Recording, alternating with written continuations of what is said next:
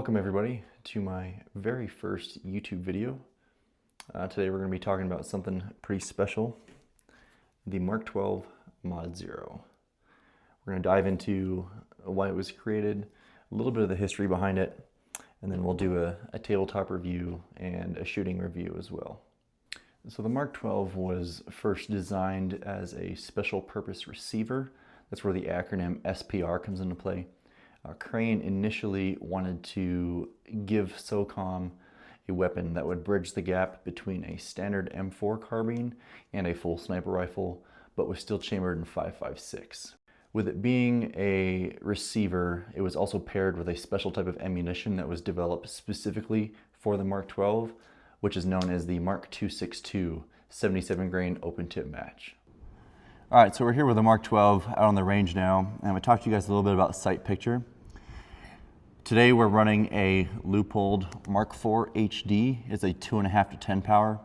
The original MK12 was issued with a Leupold Mark IV, which was also a 2.5 to 10 power. It also came in a 3x9.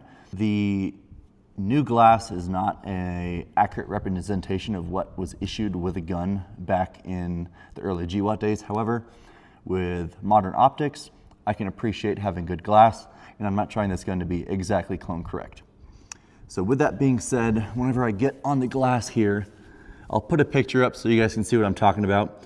We have a crystal clear crosshair, and you have hash marks every half mil, every mil, and as you see towards the outer edges, you have 2.5 mil increments as well.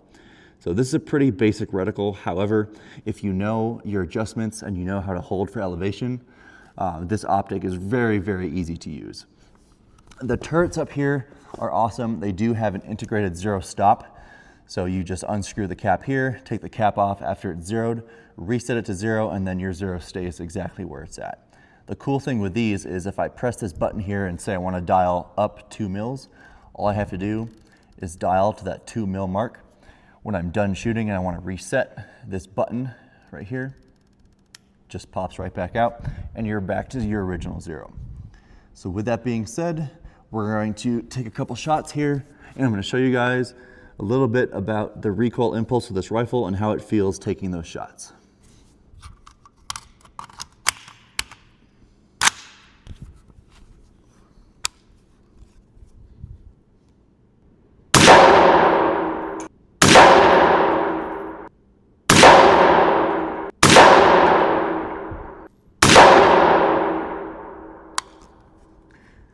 All right, so as you guys can see, this gun does not move. Once you set it in your shoulder, it stays where it needs to. 5.56 already is a pretty low recoiling round. Some people might tell you different. However, with the suppressor that I have on this and the way the rifle length gas system actually works in this rifle, it is extremely, extremely soft to shoot. And it gives you the opportunity to print extremely good groups. So the MK12 is absolutely notorious for being an extremely accurate rifle.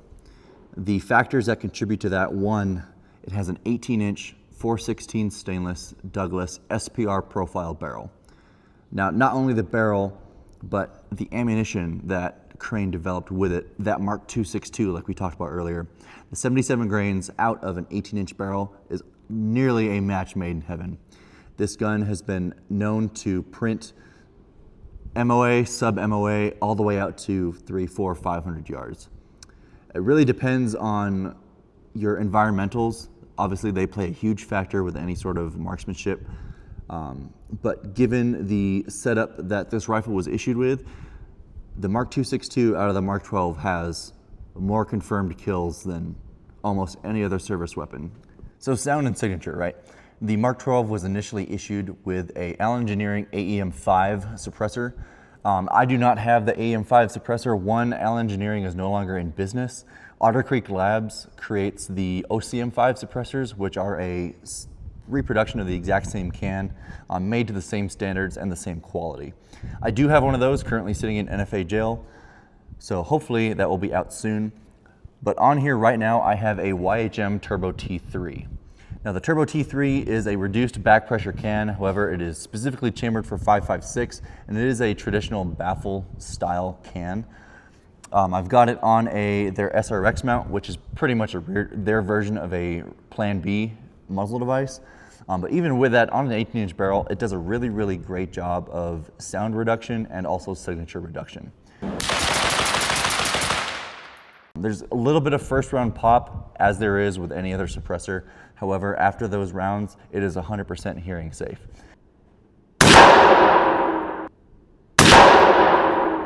I was able to shoot this and not have any pain or any ringing in my ears, and you could absolutely take this on a hunting trip and go shoot coyotes all day and not have any problems whatsoever. All right, now that we're back in the studio, I hope you guys enjoyed the range review that we did. Just talking about why I love the MK12, how it shoots, some of the components that are on it. Next, we're going to go into a little bit more detail about my MK12 build, what components are on it, where I got them from, and overall, just what are the parts that I use to make this rifle a really great shooter. So starting up front, we have the YHM Turbo T3 suppressor like we talked about on the range. The Turbo T3 is a great budget can. It's not exactly budget, but it's not exactly super high end. It does have an Inconel blast baffle and is made out of fully welded stainless steel. Very durable, should last a very long time. Moving back from the suppressor, we have a PRI flip-up front sight, and in the rear we also have a PRI flip-up rear sight.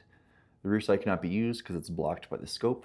However, the upper does include them. Below that, we have the Harris bipod.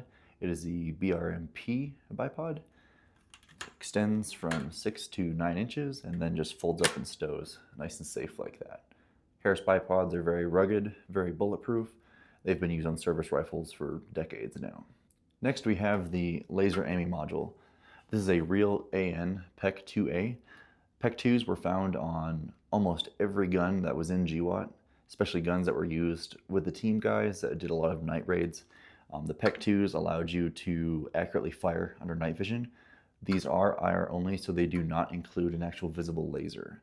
They are full power, they are hard to find, and if you find them on the used market, they are pretty dang expensive still to this day, even with all the advanced lasers that are on the market. Next, we're going to talk about the actual handguard and forend assembly here. Now, this is the PRI Gen 3 forend. It is carbon fiber. All of the tubular handguards were carbon fiber from PRI. They did that to, 1, rigidity, and 2, keep the weight of the rifle down. This rifle weighs about 10.5 pounds as it sits with all the goodies on it. Above that, we have our monolithic swan neck rail. This allows your optics and your lasers to maintain a perfect optical zero and keep everything nice and lined up. Moving to the receiver set, the upper receiver is a PRI upper receiver, but I believe it's just a mil spec. The lower receiver is an actual H&R M16A1 lower receiver assembly. The early MK12s were issued with the M16A1 stock. However, later MK12s were issued with a standard buffer tube with the B5 or LMT at that time, the SOP mod stock. Below that, I have a standard safety selector, and within the receiver, we have a Geissele SSAE trigger. Now, Geissele triggers are cone correct for MK12 builds. The actual issued MK12s were running Geissele triggers in them, and the actual team guys absolutely love them. And after owning one, it is very easy to see why. Now for the magazine, I am running a old surplus Colt 20 round straight magazine. These are pretty hard to find. Thankfully, I have a buddy named Ryan who was able to give me 2 of these. H&R does make some reproduction Colt 20 round magazines. Those do work really well. I have been using them and they seem to work great. Well, I hope you guys enjoyed the review of my MK12 MOD0 here. This was a lot of fun to make. Last thing I want to say, a big thank you to my friend Ryan for the 20 round magazines, and a big shout out to my other friend Isaiah who helped me film this video. Last thing I got, these guns are really cool and they're fun to play with, but if you don't know how to use them and you don't train with them, then it doesn't matter. So take advantage of your constitutional right to keep and bear arms, and get yourself a rifle, get yourself a handgun, shoot it, train with it, and protect yourself, protect your family. That's all I got for you guys today. Thanks again for watching this video, and take care, and please be safe.